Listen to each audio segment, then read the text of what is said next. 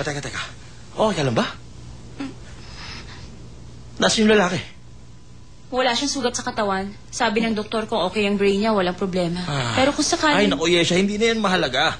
Pinagpala ka. Maswerte siya. At sigurado naman ako magagaling ang mga Spanish doctor. May pakiramdam akong magiging maayos na ang lahat. Sigurado ka? Sigurado ko, kaya huwag ka na mag-alala. Paano ka nakasiguro? Halika sandali.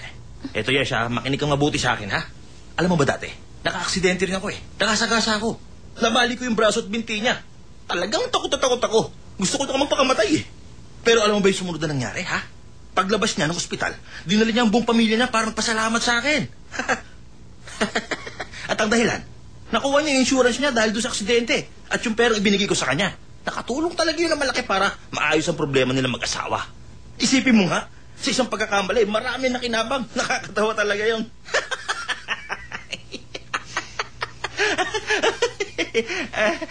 Hindi pala nakakatawa yun. Teka, hindi mo naman kasalanan, hindi ba? Umalis na tayo. Takasan mo na lang. Hindi ako ganun kasama. Ganun din naman ako eh. Bakit ba nangyari to? Yan ang sinasabi ng mga Chinese na coincidence. Pangit man o hindi ang magandang karanasan, nangyayari to dahil meron tong dahilan. Pero isang bagay lang ang sigurado ako at walang pag-aalinlangan. Anumang bagay o karanasan ang dumating sa muling Yesha, alam namin kalooban yun ng Diyos. Kaya siguradong maganda yun. Alam mo ang dahilan ko bakit gusto ko pang mabuhay. Yun ay dahil sa ayaw mo pa akong iwan sa mundong ito. Masaya ako at nakilala kita, Shaggy. Hindi ko kaya. Papuri yun ng mga anghel. Nahihilo ko. Kailangan ko ng doktor ngayon. Hey, doktor! Naku, nahihilo ko.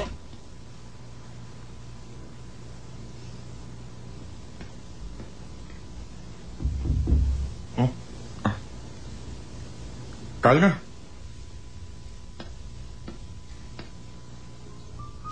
Shaggy, tignan mo.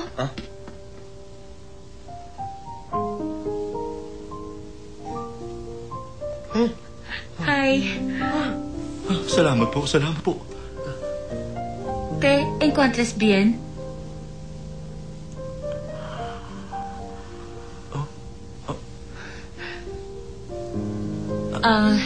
Are you okay? Owen kidesu ka?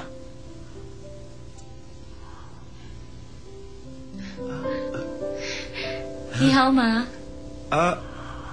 Are you okay? Nasaan ako? Nagsalita na siya. Ibig sabihin, okay na siya. Sorry, ako si Yesha. Ako nakabangga sa'yo. Pero ayon sa investigasyon ng mga pulis na pinangyarihan ng aksidente na wala ka sa lane mo. Pero naisip kong responsable pa rin ako.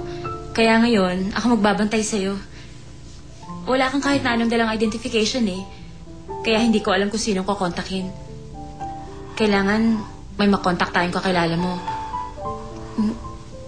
Siya nga pala, anong pangalan mo?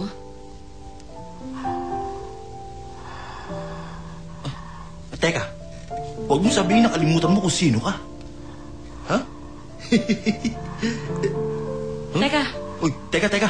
Uy! Teka!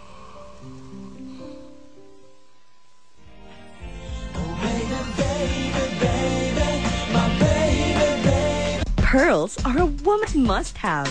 Some are willing to pay the price. What I'm wearing is a South Sea Pearl strand.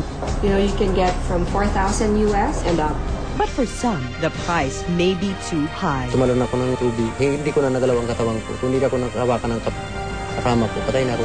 Join Connie Sison as she weighs the true value of pearls, the jewel of the sea, on the premiere episode of Documentaries, September 13, Saturday, 9:10 p.m. on Q. How would you like to live your dream life in your dream home? With some creativity and a little help from a fabulous interior designer, you can do just that. Here's your exclusive backstage pass to House Life, the newest show on Q that offers endless design possibilities and a ton of ideas of how to make your house uniquely your own. Hosted by Tessa Prieto Valdez, House Life will also feature some... Sa'yo ba to? Tignan mo mabuti.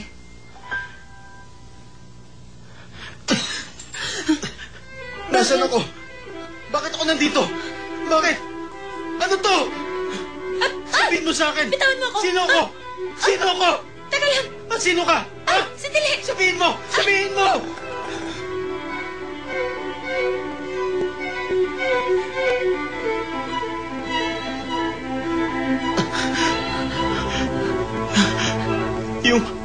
Yung lugar.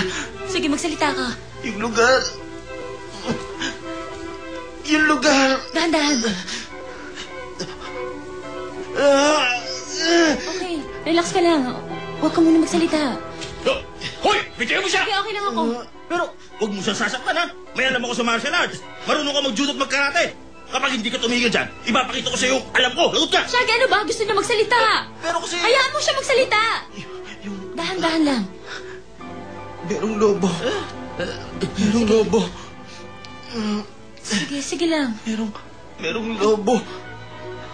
Merong lobo.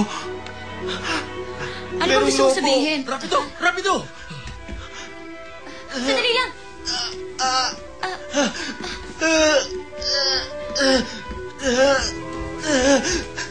Sino ka?